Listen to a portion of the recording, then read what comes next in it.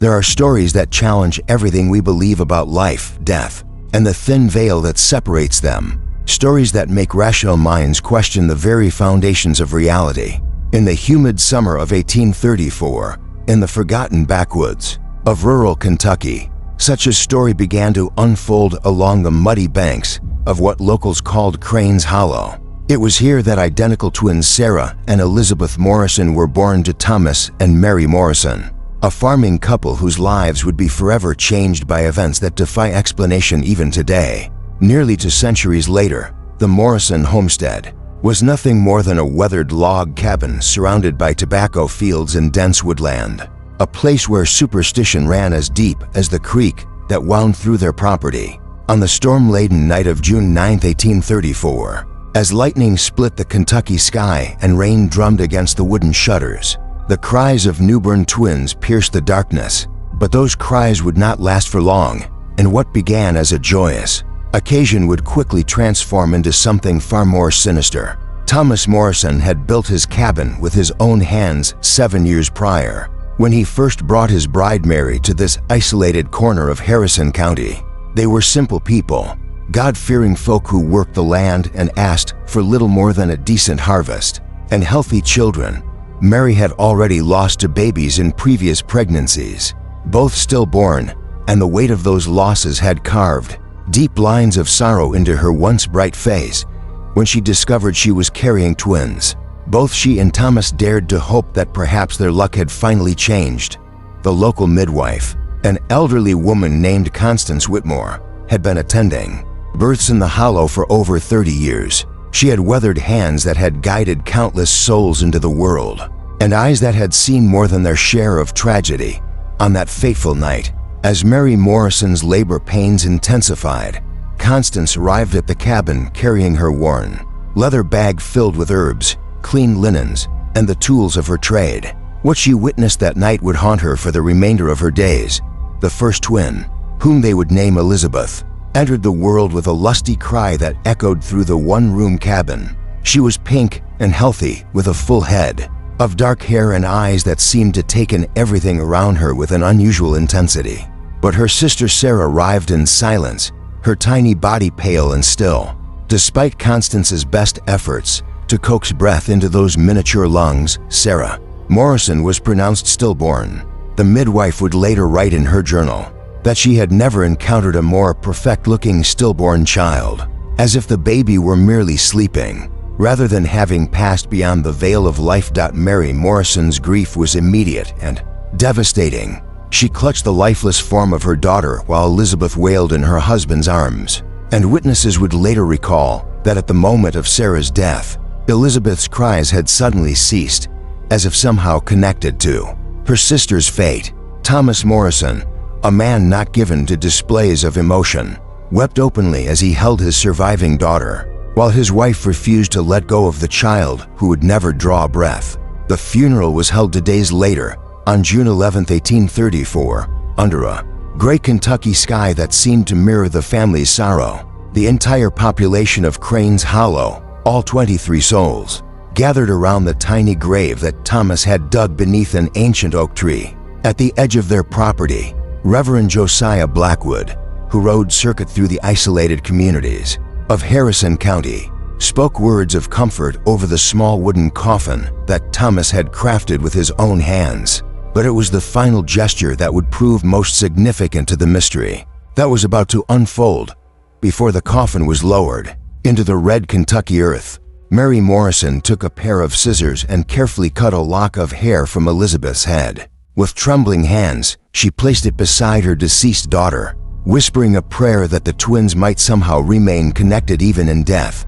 The gesture seemed natural enough at the time, a mother's desperate attempt to keep her children together despite the cruel separation that death had imposed.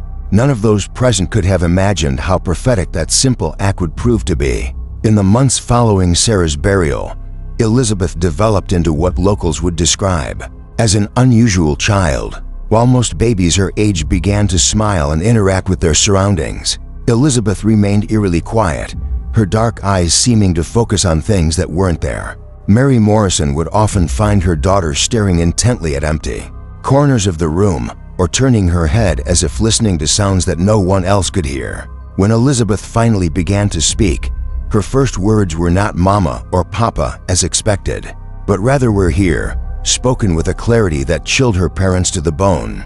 As Elizabeth grew from infant to toddler, her behavior became increasingly disturbing. She would carry on conversations with someone who wasn't there, always speaking as if another person were present in the room. When questioned about these one-sided dialogues, Elizabeth would simply point to empty space and say "Sister," as if the answer should be obvious to anyone with eyes to see. Thomas Morrison, a practical man who had little patience for what he considered childish nonsense, initially dismissed his daughter's behavior as the product of an overactive imagination. But as the incidents became more frequent and more specific, even he began to feel uneasy. The first truly inexplicable event occurred when Elizabeth was barely 3 years old. Mary Morrison had been hanging laundry behind the cabin when she heard her daughter talking to someone in the front yard. Assuming that a neighbor had stopped by, Mary made her way around the cabin to greet their visitor, only to find Elizabeth sitting alone beneath the oak tree that marked Sarah's grave. The child was engaged in what appeared to be an animated conversation, complete with pauses as if listening to responses, laughing at unheard jokes, and even sharing an imaginary meal with her unseen companion. When Mary asked Elizabeth who she was talking to, the child looked up with those unnaturally mature eyes and replied, "Sarah says the box is too small. She wants to come out and play." The words sent a chill down Mary Morrison's spine that she would carry with her for the rest of her life. She quickly scooped up Elizabeth and hurried back to the safety of the cabin. But the seed of something dark and inexplicable had been planted in her mind. As Elizabeth grew older, the episodes became more frequent and more disturbing. She would sleepwalk at night, always making her way to Sarah's grave, where she would be found in the morning sitting cross-legged beside the headstone, her nightgown damp with dew and her small hands caked with dirt. When questioned about these nocturnal wanderings, Elizabeth claimed no memory of leaving her bed. But Mary Morrison began to notice that each morning after these episodes, the earth around Sarah's grave appeared to have been disturbed, as if someone had been digging. The neighbors in Crane's Hollow were a close-knit community, bound together by the isolation of frontier life and the shared struggles of carving out a living from the unforgiving Kentucky wilderness. But as word of Elizabeth Morrison's strange behavior began to spread, the community's attitude toward the Morrison family began to shift. Some viewed the child with pity, seeing her odd behavior as the result of growing up without a sibling. Others whispered of darker possibilities, suggesting that the spirits of the dead were not always content to remain in their graves.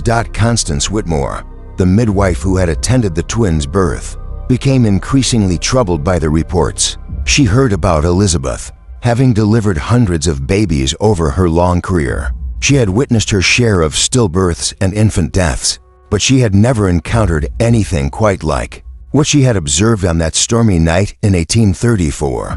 The midwife began to visit the Morrison family more frequently, ostensibly to check on Elizabeth's development, but in reality to observe the child's behavior for herself. What Constance witnessed during these visits defied rational explanation. On multiple occasions, she observed Elizabeth carrying on detailed conversations with someone who wasn't there, discussions that included references to events and people that a child her age could not possibly know about. Even more disturbing, Elizabeth would sometimes respond to questions that had been asked only in Constance's mind, as if the child possessed an ability to read thoughts or communicate with unseen forces. The most chilling incident occurred when Elizabeth was 5 years old. Constance had been visiting the Morrison cabin when she noticed Elizabeth playing alone in the corner, apparently engaged in a game of hide-and-seek. The child would close her eyes and count to 10, then open them and begin searching for her hidden companion, calling out, "I know you're there, Sarah. I can hear you breathing." Constance watched in growing alarm as Elizabeth's search led her to a wooden chest that had been pushed against the wall, far too heavy for a child to move. When Elizabeth triumphantly declared, "Found you," and began talking to the empty space behind the chest, Constance felt compelled to investigate. What she discovered would haunt her dreams for years to come. The chest had indeed been moved, despite being far too heavy for a 5-year-old to budge. Behind it, scratched into the wooden wall, were the words "Sarah was here" carved in a child's unsteady hand. When confronted about the scratches, Elizabeth claimed no knowledge of how they had gotten there, insisting that Sarah must have made them while they were playing dot. As Elizabeth entered her 6th year, the phenomena surrounding her began to intensify.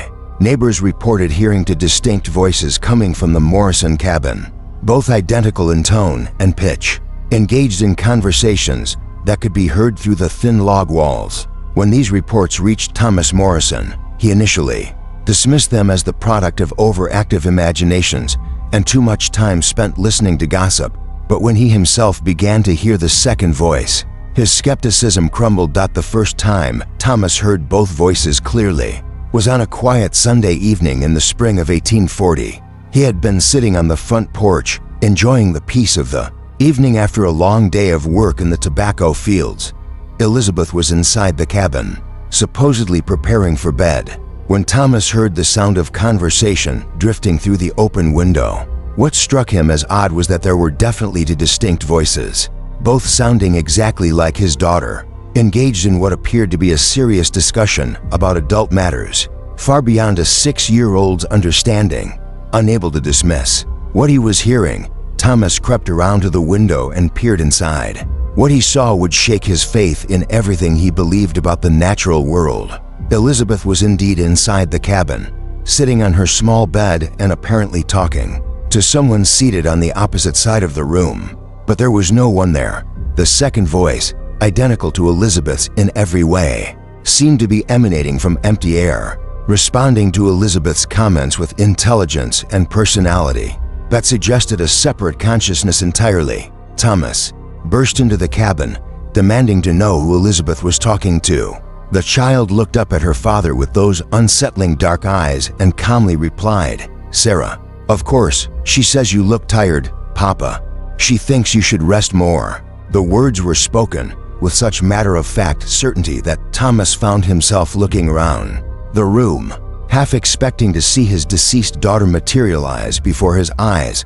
The incident marked a turning point in the Morrison family's relationship with the mysterious phenomena surrounding Elizabeth. No longer could they dismiss her behavior as childish imagination or the product of growing up alone. Something inexplicable was happening in their home, something that challenged everything they believed about life, death, and the boundaries between the two worlds. Mary Morrison, who had been growing increasingly fragile under the strain of raising such an unusual child, began to experience what could only be described as a complete breakdown of her understanding of reality. She would often be found staring at empty rooms, convinced that she could hear Sarah's voice calling to her from beyond the grave. On several occasions, neighbors discovered Mary sitting beside Sarah's grave in the middle of the night, carrying on conversations with the headstone as if her deceased daughter were sitting right there beside her.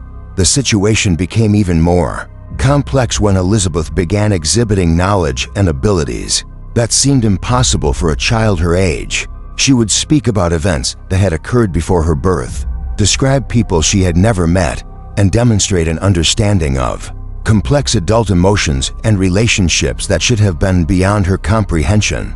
Most disturbing of all, she began to predict future events with an accuracy that left her parents frightened and confused. In the summer of 1841, when Elizabeth was 7 years old, she announced to her parents that a stranger would come to their door the following Tuesday, bringing news of death from a distant place. Thomas Morrison, who was growing tired of what he saw as his daughter's increasingly elaborate fantasies, dismissed the prediction as more of her nonsense. But on the appointed Tuesday, a circuit rider arrived at their door with the news that Mary Morrison's brother, who lived in Tennessee, had died the previous week. The accuracy of Elizabeth's prediction sent shockwaves through the small community of Crane's Hollow. Word spread quickly that the Morrison child possessed some kind of supernatural ability to see beyond the veil of ordinary reality. Some viewed this as a gift from God, while others whispered darkly about dealings with forces that were decidedly less divine. The local preacher, Reverend Blackwood, was called in to assess the situation and determine whether Elizabeth's abilities were of heavenly or hellish origin.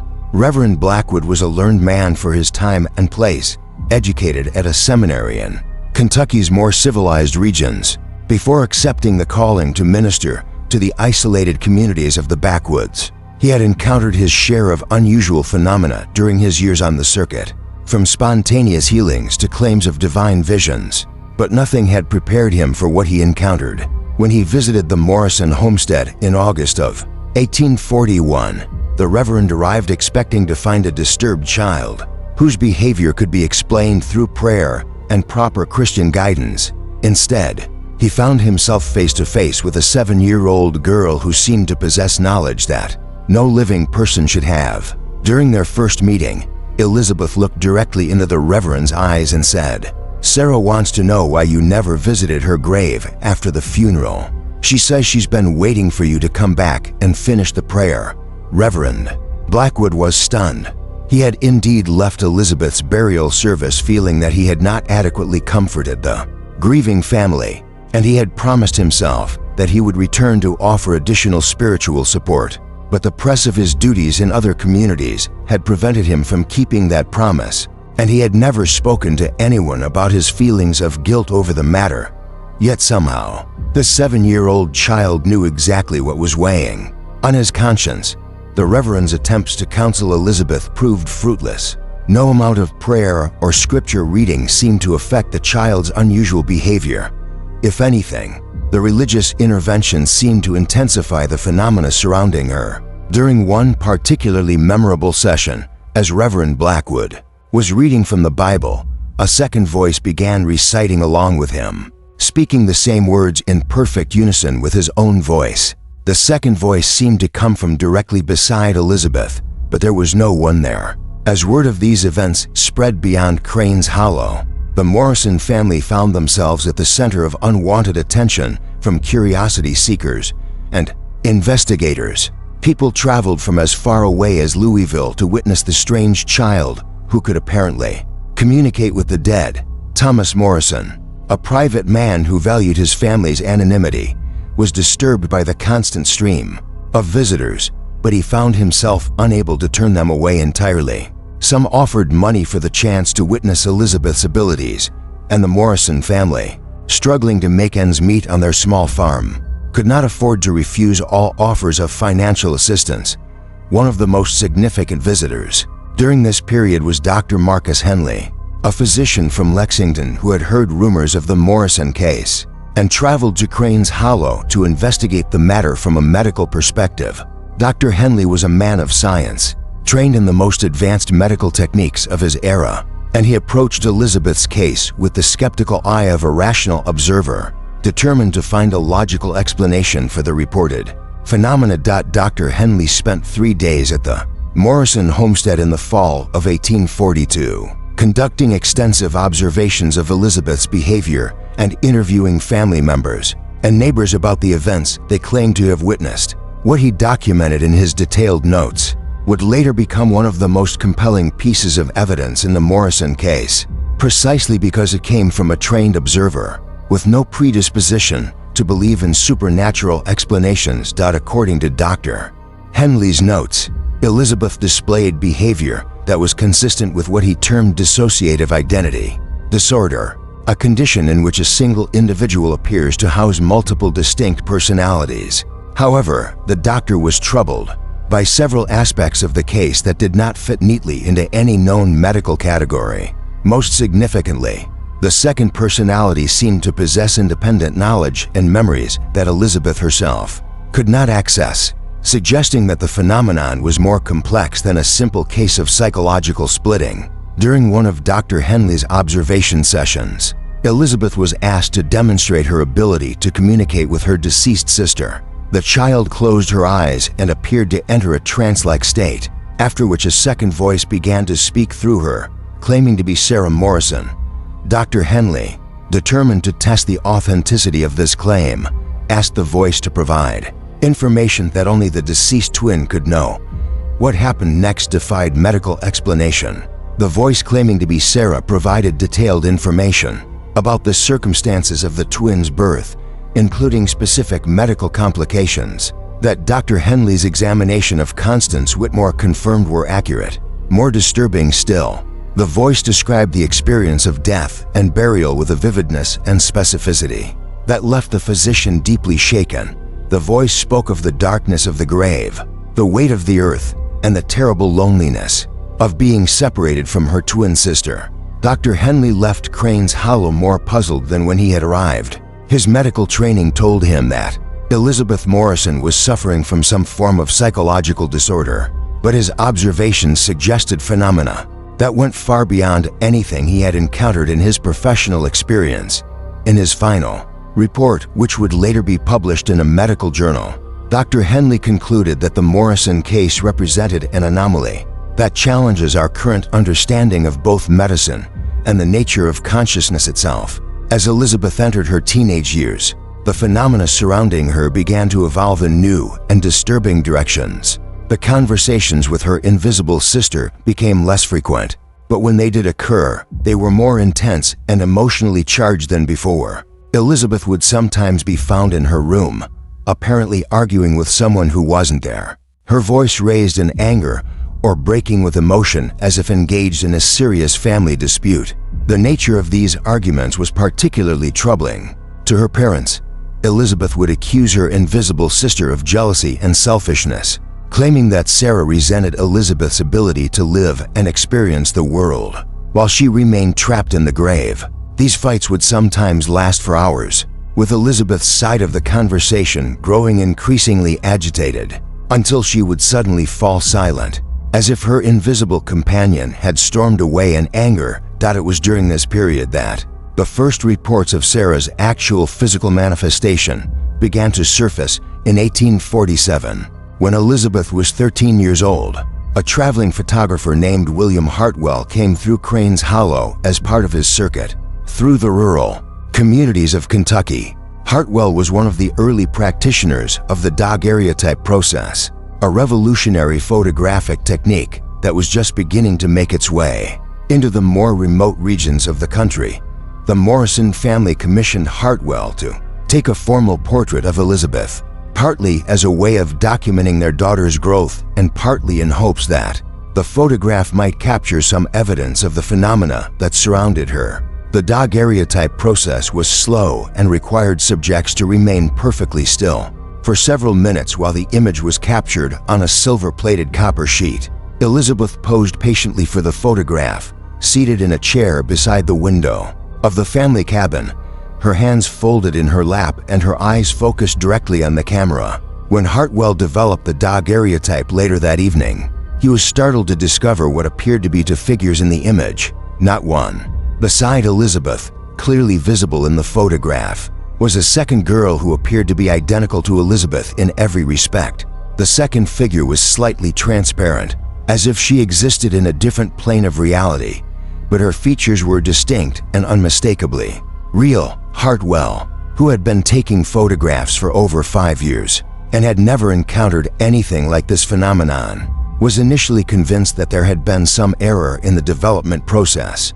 He examined his equipment carefully, remixed his chemicals, and even took a second photograph of Elizabeth the following day to ensure that there was no technical malfunction. But the second daguerreotype showed the same impossible image, two identical girls, one solid and one translucent, sitting side by side in the Morrison cabin. Word of the photographs spread quickly through the region, attracting even more attention. To the Morrison family, scientists and photographers from as far away as New York requested copies of the daguerreotypes, hoping to study them for evidence of fraud or technical error. But extensive examination by experts in the field revealed no signs of manipulation or double exposure. According to every expert who examined them, the photographs were genuine and unaltered. The photographs also had a profound effect on Elizabeth herself. When she first saw the images, she became extremely agitated, claiming that Sarah was angry about being photographed without her permission. Elizabeth insisted that her sister had never intended to be seen by others, and that the photographs had violated some kind of agreement between the twins about the boundaries of their unusual relationship. Following the incident with the photographs, Elizabeth's behavior became increasingly erratic. She would spend hours staring at the daguerreotypes, sometimes laughing and sometimes crying, as if carrying on an emotional conversation with the translucent figure captured in the silver-plated images. Her parents noticed that she began to speak more frequently about feeling trapped, as if she were being pulled into different directions by competing forces she could not control. The situation reached a crisis point in the spring of 1848 when Elizabeth was 14 years old. A family named the Weatherbys, who had previously lived in Crane's Hollow but had moved to Missouri several years earlier, returned for a visit, bringing with them a daguerreotype that they claimed had been taken in their new home state. The photograph showed a teenage girl standing beside a small country chapel, and the girl in the image was identical in every respect to Elizabeth Morrison. The problem was that Elizabeth had never left Kentucky, let alone traveled to Missouri. The Weatherby family swore that they had commissioned the photograph from a local photographer in the town where they now lived, and they provided detailed information about when and where the image had been captured. According to their account, the girl in the photograph had appeared at their local church one Sunday morning, sat quietly through the service, and then vanished without speaking to anyone. The photographer, who had been taking pictures of the congregation for a church directory, had captured her image purely by chance. When confronted with this evidence, Elizabeth became violently ill, vomiting and shaking as if seized by some kind of fever. She claimed that Sarah was angry about being seen so far from home and that the appearance in Missouri had been unauthorized and dangerous. Elizabeth's distress was so severe that Dr. Henley was summoned from Lexington to examine her, but he could find no physical cause for her symptoms. The incident with the Missouri photograph marked the beginning of what the Morrison family would later describe as the most terrifying period of their ordeal. Elizabeth's behavior became increasingly unstable, with dramatic mood swings that seemed to correspond to the phases of the moon. During the new moon, she would become withdrawn and listless, spending hours staring at nothing and refusing to eat or engage with her family. But as the moon waxed toward full, Elizabeth would become agitated and hyperactive, pacing around the cabin and carrying on loud arguments with her invisible sister. It was during one of these full moon episodes that the most dramatic event in the Morrison case occurred. On the night of May 15, 1848, Elizabeth Morrison disappeared from her bedroom while her parents slept. Thomas and Mary woke to find their daughter's bed empty and the front door of the cabin standing wide open. A search of the immediate area revealed no sign of Elizabeth, and the family feared that she had either run away or suffered some terrible accident in the darkness. The search for Elizabeth continued for 3 days, with neighbors combing the woods and fields around Crane's Hollow. On the third day, a group of searchers made a discovery that would add another layer of mystery to the already inexplicable case. Elizabeth was found unconscious beside Sarah's grave, but she was not alone. Lying beside her in an identical position was what appeared to be a second girl, identical to Elizabeth in every respect. The searchers who made the discovery were initially convinced that they had found twins, despite knowing that Sarah Morrison had died 14 years earlier. The second girl appeared to be solid and real, dressed in a white burial gown that looked exactly like the one in which Sarah had been interred. But when the searchers approached more closely, the second figure began to fade, becoming translucent and finally disappearing entirely, leaving only Elizabeth unconscious beside the grave. Elizabeth was carried back to the cabin, where she remained unconscious for 2 full days. When she finally awakened, she had no memory of leaving her bed or of the events that had transpired during her disappearance. However, she did report having vivid dreams about being in 2 places at once, experiencing life from 2 different perspectives simultaneously. In one dream, she was lying beside Sarah's grave, feeling the cool earth beneath her back. In the other, she was standing in a church far away, listening to hymns sung by strangers. Dr. Henley was once again summoned to examine Elizabeth, and his findings only deepened the mystery. Despite having been missing for 3 days and found lying on the ground in the early morning dew, Elizabeth showed no signs of exposure or dehydration. Her clothing was clean and dry, and she appeared to be in perfect health. most puzzling of all, she had somehow acquired a small silver locket that none of her family members had ever seen before. A piece of jewelry that appeared to be very old and tarnished with age. When asked about the locket, Elizabeth claimed that Sarah had given it to her, though she could not explain when or how the exchange had taken place. Examination of the locket revealed that it contained a tiny daguerreotype of two infant girls, presumably the Morrison twins at birth, but the photograph had been taken from an angle that suggested the photographer had been lying in the coffin with the subjects, an impossibility that added another layer of strangeness to the already bewildering case. The years following Elizabeth's mysterious disappearance were marked by a gradual decrease in the supernatural phenomena surrounding her. The conversations with Sarah became less frequent, and the reports of strange sounds and apparitions in the Morrison cabin began to diminish. Elizabeth herself seemed to mature rapidly, developing into a quiet, introspective young woman who rarely spoke about her unusual childhood experiences. However, the relative calm was shattered in 1850 when the Morrison family made the decision to exhume Sarah's body. The decision was prompted partly by Elizabeth's insistence that Sarah was unhappy in her grave and wanted to be moved to a different location, and partly by the family's hope that examining the remains might provide some explanation for the strange events that had plagued them for 16 years. The exhumation took place on a gray October morning, with a crowd of curious neighbors and investigators gathering to witness the opening of Sarah Morrison's grave.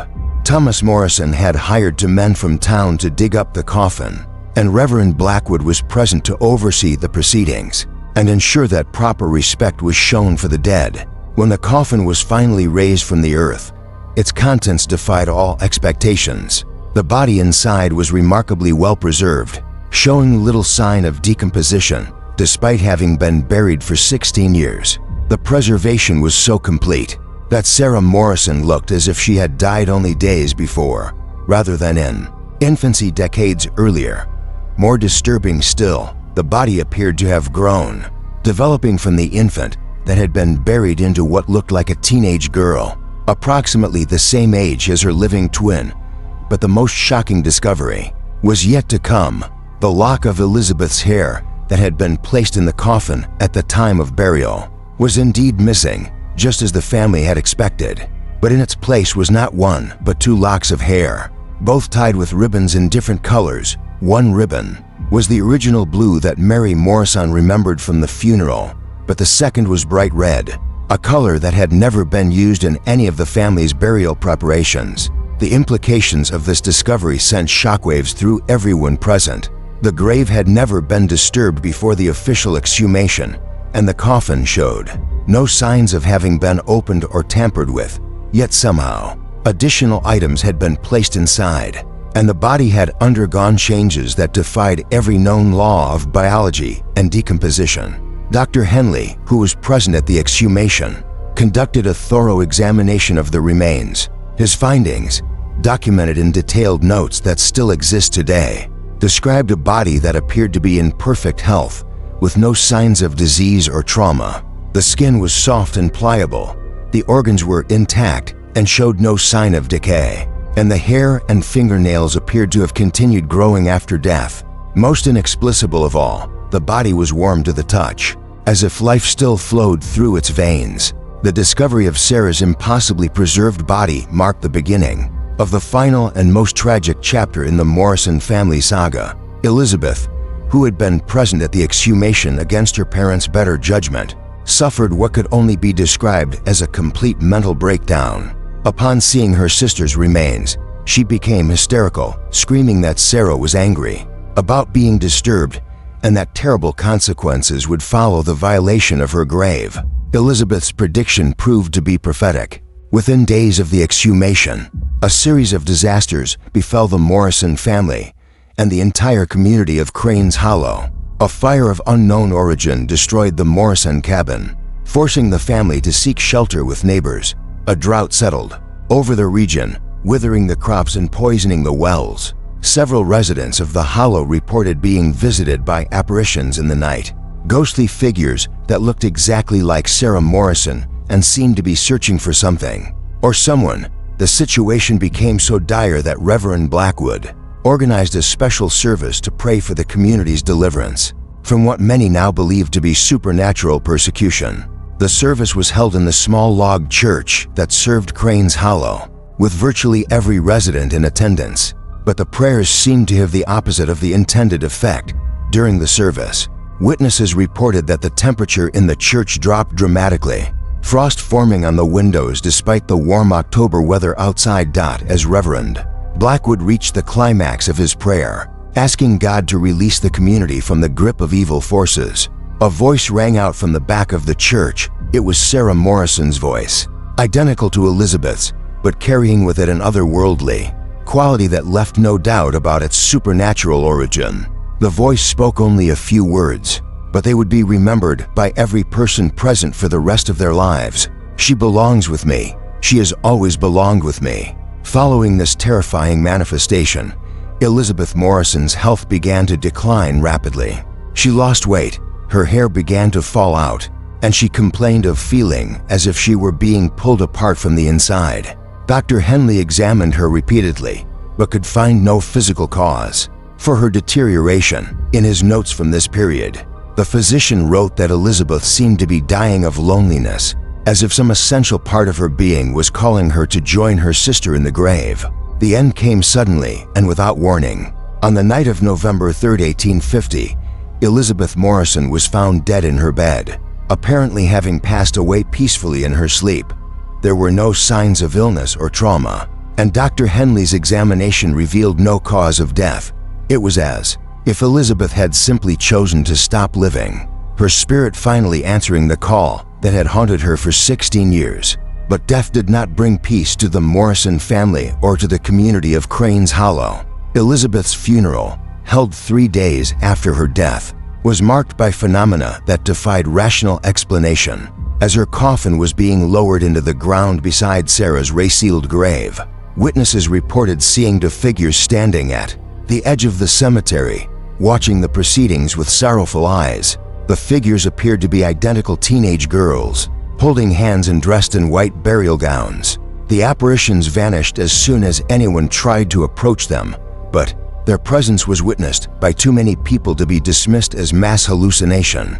Reverend Blackwood, who had conducted both sisters' funeral services, later wrote in his journal that he had never felt the presence of the supernatural more strongly than during Elizabeth's burial.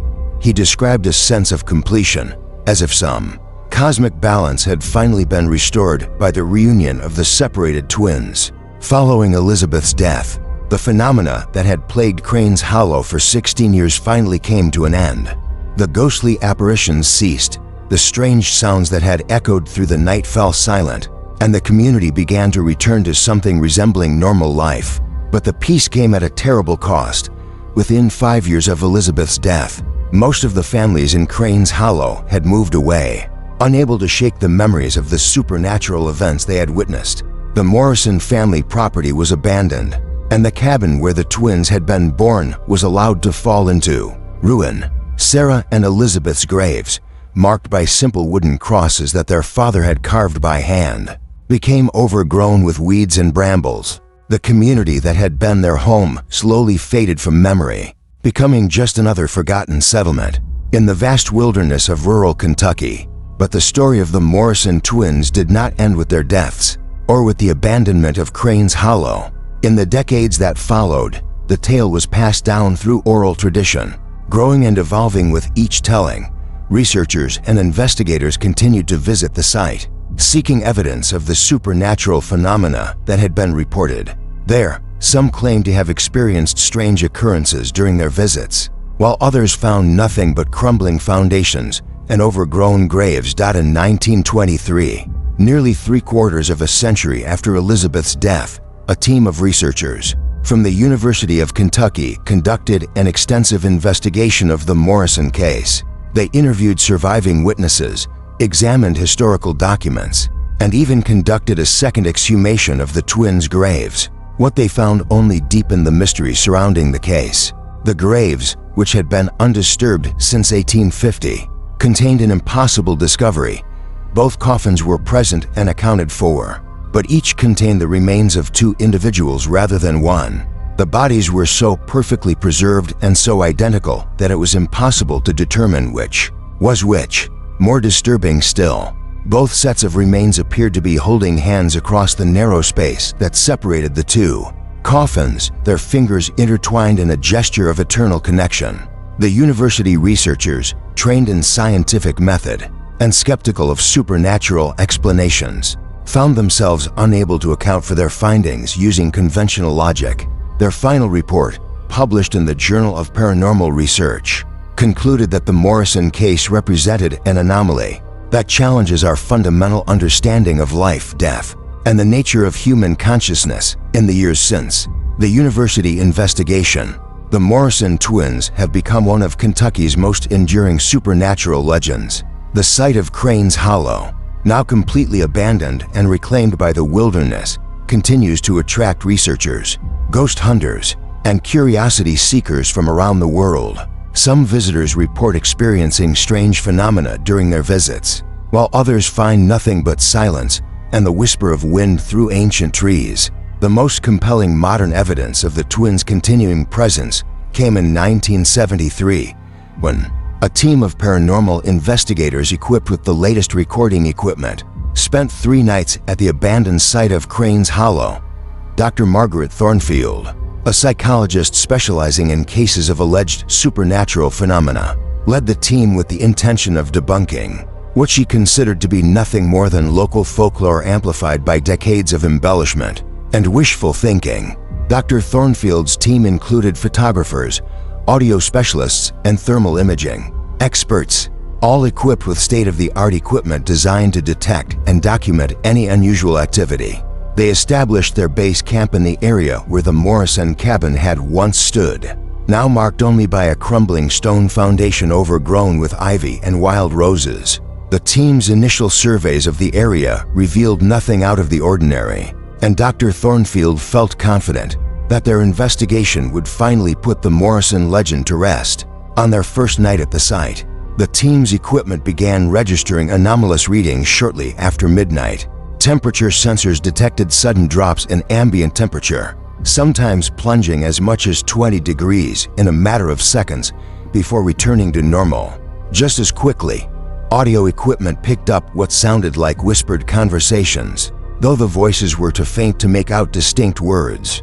Most disturbing of all, the team's cameras repeatedly malfunctioned, producing images that showed unexplained light anomalies and shadow figures that had not been visible to the naked eye. Dr. Thornfield, determined to find rational explanations for these phenomena, spent the second day carefully inspecting all of their equipment and checking for possible sources of interference. She found no technical problems that could account for the strange readings, but she remained convinced that there had to be a logical explanation for what they were experiencing.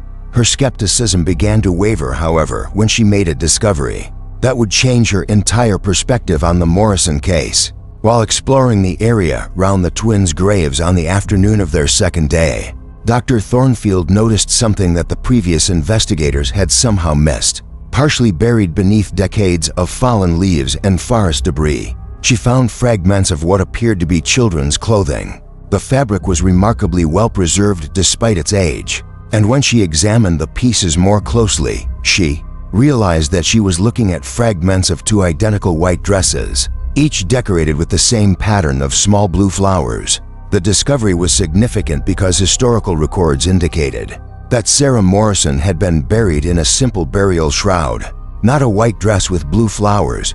Elizabeth, according to witness accounts, had been wearing her best Sunday dress when she died, but that dress had been described as brown wool, not white cotton with floral patterns. The existence of these fabric fragments suggested that the twins had somehow acquired matching white dresses after their deaths, a possibility that challenged every assumption about the nature of their posthumous existence. Dr. Thornfield's scientific training told her that there had to be a logical explanation for the fabric fragments, but as she continued to examine the site, she made additional discoveries that became increasingly difficult to rationalize. Scattered throughout the area were small personal items that appeared to belong to children. A wooden doll with intricate carved features a set of jacks made from polished stones, and several pieces of jewelry that looked handcrafted but showed no signs of age or weathering despite having been exposed to the elements for decades. The most puzzling discovery was a small leather-bound journal hidden beneath a pile of stones near what had once been the Morrison family's well. The journal's pages were filled with entries written in two different but remarkably similar handwriting styles, as if two people with nearly identical penmanship had been taking turns writing in the book. The entries were dated from 1851 through 1872, more than 20 years after both twins had died, and they detailed conversations between Sarah and Elizabeth about their experiences in the afterlife. According to the journal entries, the twins had not found peace in death but had instead become trapped in a liminal state between the world of the living and whatever lay beyond. They wrote about their frustration at being unable to communicate with their parents before Thomas and Mary Morrison died, and their sadness at watching Crane's Hollow slowly empty of life as families moved away from the site of so much supernatural activity. Most poignantly, they wrote about their loneliness and their desperate desire to find a way to move on to whatever came next. The final entry in the journal was dated December 31, 1872, exactly 22 years after Elizabeth's death. The entry was brief and written in a single handwriting style that seemed to combine elements of both previous styles. "We have found the way. The door is opening. We will not be alone anymore." Below this final entry was a drawing of two figures walking hand in hand toward a bright light, their faces turned away from the viewer as they moved into an unknown future. Dr. Thornfield spent hours examining the journal, subjecting it to every test she could devise to determine its authenticity. The paper and ink appeared genuinely aged. The handwriting showed consistent characteristics throughout the decades of entries, and the content demonstrated an intimate knowledge of the Morrison family history that would have been difficult for a forger to acquire. Despite her scientific skepticism, Dr. Thornfield found herself convinced that the journal was genuine, an artifact of communication from beyond the grave that challenged everything she believed about the nature of death and consciousness. On their final night at Crane's Hollow, Dr. Thornfield's team experienced the most dramatic supernatural manifestation of their investigation. At exactly 3:17 a.m., all of their equipment suddenly activated simultaneously, registering readings that were far beyond anything they had recorded during their previous two nights at the site. Temperature sensors showed a drop to near freezing levels. Audio equipment picked up what sounded like children's laughter, and cameras captured images of two luminous figures standing beside the twins' graves. Dr. Thornfield, who had been monitoring the equipment when the phenomena began, found herself face to face with what could only be described as the spirits of Sarah and Elizabeth Morrison. The figures appeared as translucent teenage girls, identical in every respect except for the expressions on their faces. Sarah looked sad and resigned, while Elizabeth appeared to be reaching out toward Dr. Thornfield with an expression of desperate hope, as if seeking help or understanding from the living investigator. The manifestation lasted for exactly 3 minutes, during which time Dr. Thornfield felt compelled to speak to the apparitions. She found herself asking questions about their experiences and their continued presence at the site, and to her amazement, the spirits seemed to respond, not with audible voices, but through changes in the temperature and electromagnetic readings that her equipment was monitoring. Through this primitive form of communication, Dr. Thornfield learned that the twins were indeed trapped between worlds, unable to move on because of the violent circumstances surrounding their separation and reunion. When the manifestation ended and the spirits faded from view, Dr. Thornfield found herself profoundly changed by the experience. Her scientific skepticism had been shattered by direct contact with phenomena that could not be explained through conventional means. In her final report on the investigation, she wrote that the Morrison case represented compelling evidence for the continuation of consciousness after physical death, and recommended that the site be designated as a location of significant paranormal activity, deserving of further scientific study. The publication of Dr. Thornfield's report in 1974 brought renewed attention to the Morrison twins case, attracting investigators from around the world who hope to replicate her team's dramatic findings. However, subsequent investigations have yielded mixed results. Some researchers report experiencing phenomena similar to what Dr. Thornfield documented, while others find the site completely inactive, as if the supernatural energy that once permeated Crane's Hollow comes and goes according to some unknown schedule or set of conditions. One of the most intriguing modern developments in the Morrison case occurred in 1989, when a construction crew working on a new highway that would pass near the former site of Crane's Hollow made an unexpected discovery. While excavating for the road foundation, workers uncovered what appeared to be the remains of a third grave, located approximately 50 feet from the documented burial sites of Sarah and Elizabeth Morrison. The grave contained the skeleton of a young girl, approximately teenage years old, but there were no historical records of any other children being buried in the area. Archaeological examination of the remains revealed several puzzling details. The skeleton showed no signs of disease or trauma that could account for the cause of death, and the bones appeared to be much older than would be expected, given the timeline of the Morrison case. Most mysteriously, the grave goods found with the skeleton included items that seemed to belong to two different historical periods: a simple wooden cross typical of 1830s frontier burials, and a more elaborate silver locket that appeared to be of much more recent manufacture. When the locket was opened, it was found to contain a photograph that appeared to show three girls rather than two, all identical in appearance and dressed in matching white dresses. The photograph was identified as a tintype, a photographic process that was not invented until the 1850s, well after Sarah Morrison's death, but during the period when Elizabeth was still alive. The existence of this photograph raised new questions about the Morrison case and suggested that the story might be even more complex than previously understood. DNA analysis of the third skeleton, conducted using the most advanced techniques available in the late 1980s, yielded results that defied scientific explanation.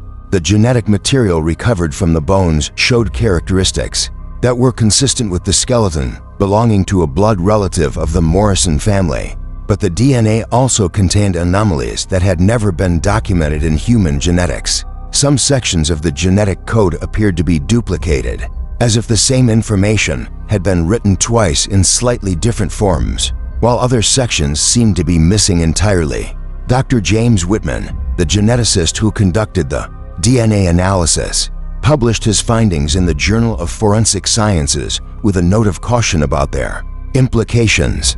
He wrote that while the results suggested a familial relationship between the unknown skeleton and the Morrison twins, the genetic anomalies made it impossible to determine the exact nature of that relationship using conventional scientific methods. Dr. Whitman's report concluded with the observation that the Morrison case continues to present challenges to our understanding of both genetics and human biology that may require entirely new theoretical frameworks to resolve. The discovery of the third grave and its mysterious occupant prompted a renewed investigation of the Morrison family history, led by genealogist and historian Dr. Patricia Ashworth. Dr. Ashworth spent 3 years researching historical documents, family records, and local archives in an attempt to identify the unknown burial and explain its connection to the twin sisters who had captivated investigators for over a century. Dr. Ashworth's research revealed several previously unknown details about the Morrison family history that shed new light on the supernatural phenomena that had been reported at Crane's Hollow. According to documents she uncovered in the Harrison County Courthouse, Mary Morrison had actually given birth to triplets on that stormy night in June 1834, not twins as had always been believed. The third child, a girl who had been named Margaret, had apparently died within hours of birth and had been buried in an unmarked grave. To spare the family additional grief, the existence of a third sister explained many of the anomalies that had puzzled investigators over the years. The conversations that Elizabeth had claimed to have with Sarah might actually have included communication with Margaret as well, creating a more complex supernatural dynamic than anyone had previously understood.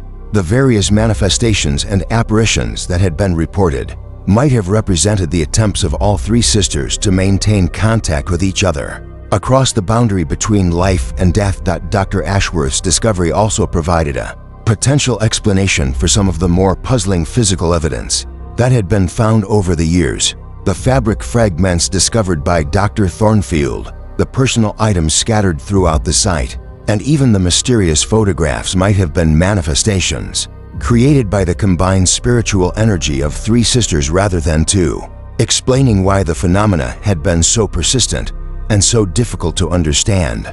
Using conventional investigative methods, the revelation about the third sister prompted yet another excavation of the Morrison family burial site conducted in 1993 under the supervision of the Kentucky State Archaeological Commission. This official investigation was intended to provide definitive answers about the number and identity of the individuals buried at Cranes Hollow. Using the most advanced scientific techniques available at the time, the 1993 excavation revealed a burial site that was far more complex than anyone had previously imagined.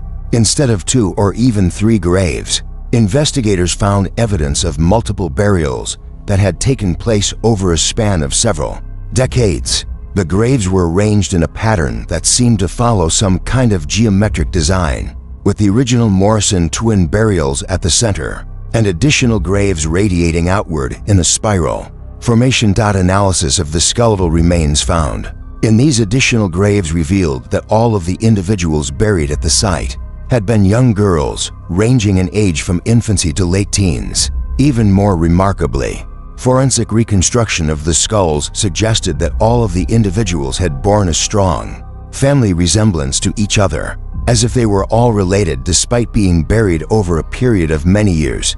Carbon dating of the remains produced results that challenged the conventional timeline of the Morrison case. While some of the skeletons dated to the mid-19th century, as expected, others appeared to be much older, with some dating back to the late 18th century, decades before the Morrison family had settled in the area.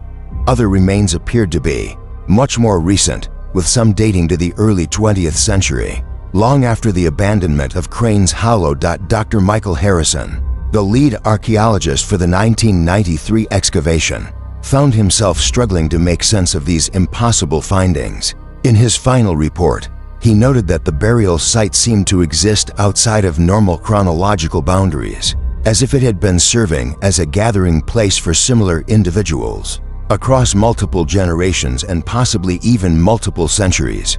He wrote that the site represented an archaeological anomaly that challenges our basic understanding of time, space, and the relationship between the living and the dead. The most disturbing discovery made during the 1993 excavation was found in the deepest and oldest grave at the center of the spiral formation. This burial contained the remains of what appeared to be conjoined twins, 2 individuals who had been physically connected at birth but had somehow been separated after death. The bones showed evidence of surgical intervention, suggesting that someone had deliberately separated the twins' remains before burial. But the tools and techniques used were far more advanced than anything that would have been available in the 18th or early 19th centuries. Examination of these ancient remains revealed that they had been buried with grave goods that included items from multiple historical periods, ranging from Native American artifacts that predated European settlement of the region to modern manufactured goods that should not have existed at the time of burial. The grave also contained written materials, carved into thin sheets of metal that had somehow resisted corrosion despite their apparent age. The metal sheets contained text written in several different languages and scripts, including English, Latin, and what appeared to be Native American pictographs. When translated, the text told the story of twins who had been born connected but had been separated by force, creating a spiritual wound that had never healed. According to these ancient documents, the separated twins had been seeking reunification for centuries, drawing other similar souls to their burial site in hopes of finding the spiritual connection that had been denied to them in life. The implications of these discoveries were staggering. If the ancient texts were to be believed, the Morrison twins were not an isolated case, but rather the most recent manifestation of a phenomenon that had been occurring in the Cranes Hollow area. For hundreds of years, the site appeared to be some kind of spiritual magnet that attracted twins and other closely bonded individuals, particularly those who had been separated by death or other traumatic circumstances. Dr. Harrison's team also discovered evidence that the burial site had been known to and used by Native American tribes long before European settlement of the region. Artifacts found in the deeper layers of the excavation suggested that the area had been considered sacred by the indigenous peoples of Kentucky, who had used it as a burial ground for twins and individuals with special spiritual significance. Interviews with members of local Native American communities confirmed that the Cranes Hollow area had indeed been considered a place of power by their ancestors. According to tribal oral histories, the site was believed to be a thin place where the boundary between the world of the living and the world of the dead was particularly fragile. Twins and other spiritually sensitive individuals were drawn to the site both in life and after death, creating a concentration of supernatural energy that could affect anyone who ventured into the area.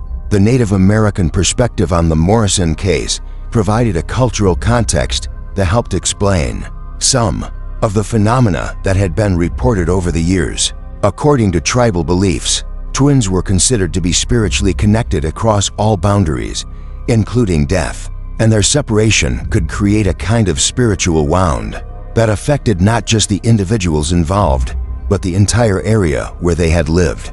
The various manifestations and apparitions reported at Cranes Hollow could be understood as expressions of this spiritual wound, attempts by separated souls to heal the damage that had been done to the natural order. As the 20th century drew to a close, the Morrison twins case had evolved from a local curiosity into one of the most thoroughly documented and extensively investigated paranormal cases in American history.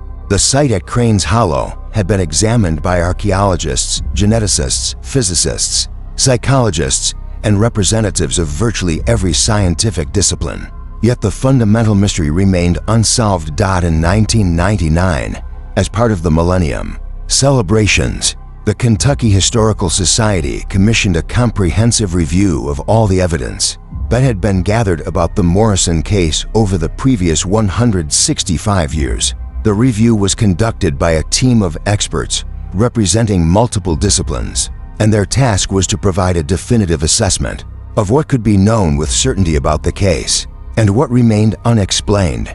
The team's final report, published in 2000, acknowledged that while many aspects of the Morrison case could be explained through conventional means, there remained a core of phenomena that defied rational explanation using current scientific knowledge. The report concluded that the case represented a genuine anomaly that challenges our understanding of consciousness, identity, and the nature of human existence, and recommended that the site be preserved for future research.